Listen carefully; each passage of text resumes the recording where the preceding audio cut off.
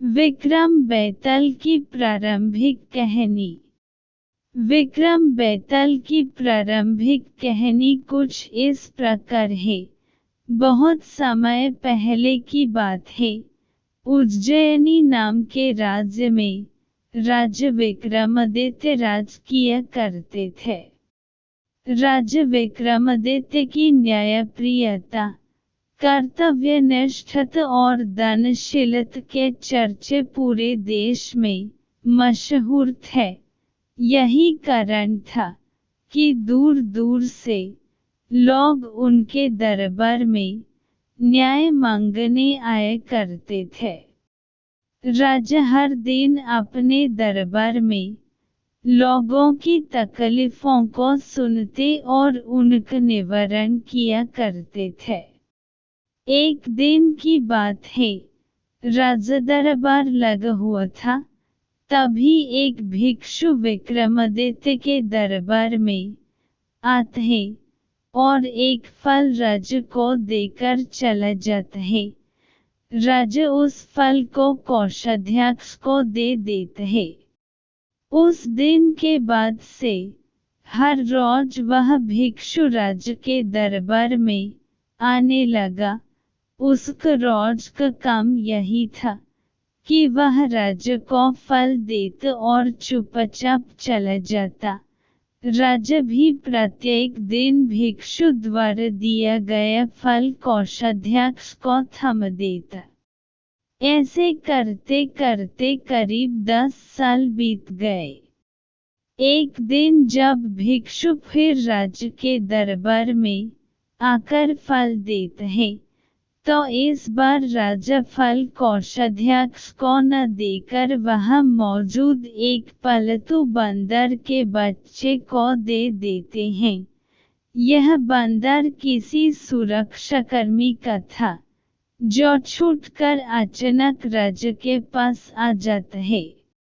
बंदर जब उस फल को खाने के लिए तोड़ता है, तो उस फल के बीच से एक बहुमूल्य रत्न निकलता है।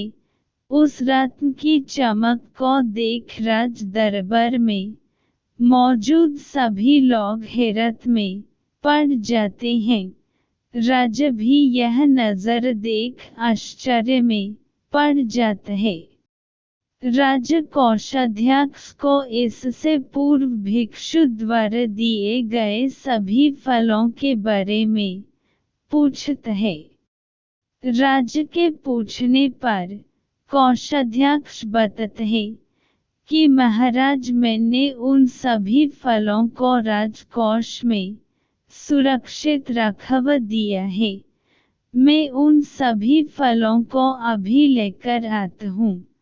कुछ देर बाद कोषाध्यक्ष राजा को आकर बताता है कि सभी फल सड़ गल गए हैं। उनके स्थान पर बहुमूल्य रत्न बचे हुए हैं। यह सुनकर राजा बहुत खुश होता है और कोषाध्यक्ष को सारे रत्न सौंप देता है।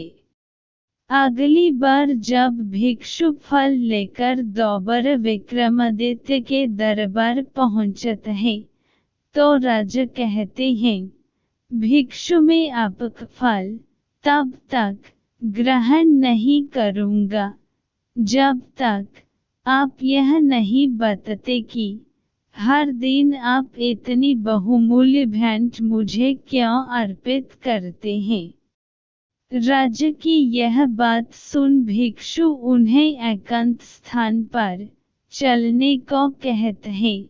एकांत में ले जाकर भिक्षु राजा को बताता है कि मुझे मंत्र साधन करनी है और उस साधन के लिए मुझे एक वीर पुरुष की जरूरत है। चूंकि मुझे तुमसे वीर दूसरा कोई नहीं मिल सकता, इसलिए यह बहुमूल्य उपहार तुम्हें दे जाता हूँ। भिक्षु की बात सुन राजा विक्रमादित्य उसकी सहायता करने का वचन देते हैं। तब भिक्षु राजा को बताता है कि अगली अमावस्या की रात को उसे पास के श्मशान आना होगा, जहाँ वह मंत्र साधन की तैयारी करेगा। इतना कहकर भिक्षु वहां से चला जाता है। अमावस्या का दिन आते ही राजा को भिक्षु की बात याद आती है और वह वचन के अनुसार श्मशान पहुंच जाते हैं। राजा को देख भिक्षु बहुत प्रसन्न होता है।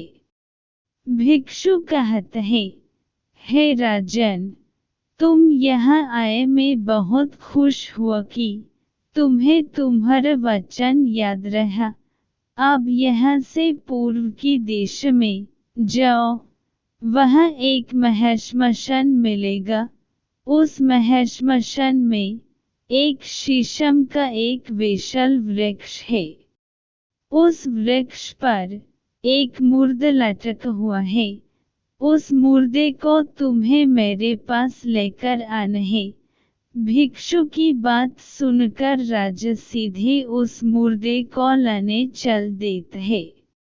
महाश्मशान में पहुंचने के बाद राजा को एक विशाल शीशम के पेड़ पर एक मुर्दा लटका हुआ दिखाई देता है। राजा अपनी तलवार खींचता है और पेड़ से बंधी डोर को काट देता है।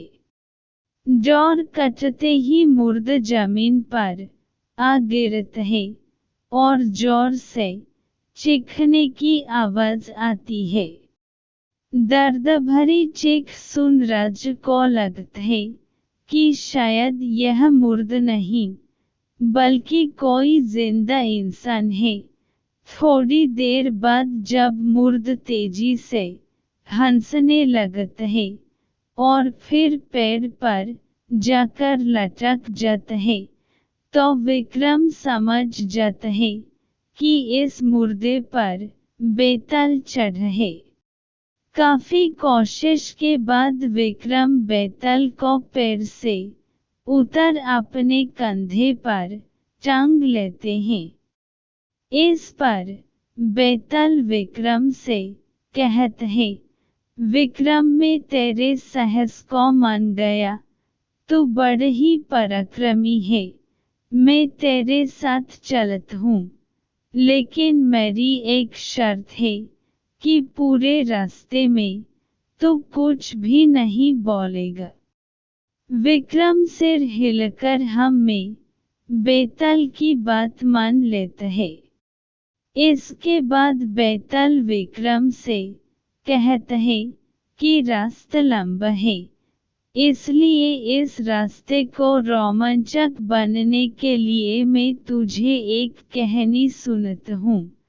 तो यह थी विस्तार से राजा विक्रम, योगी और बेताल की आरंभिक कहानी। यहीं से शुरू होता है बेताल 25 की 25 कहानियों का सफर, जो बेताल एक एक करके विक्रम को सुनते हैं। कहानियों के विक्रम बेताल के इस भाग में आपको बेताल 25 की सभी कहानियां एक साथ पढ़ने को मिलेंगी। कहानी से सीख।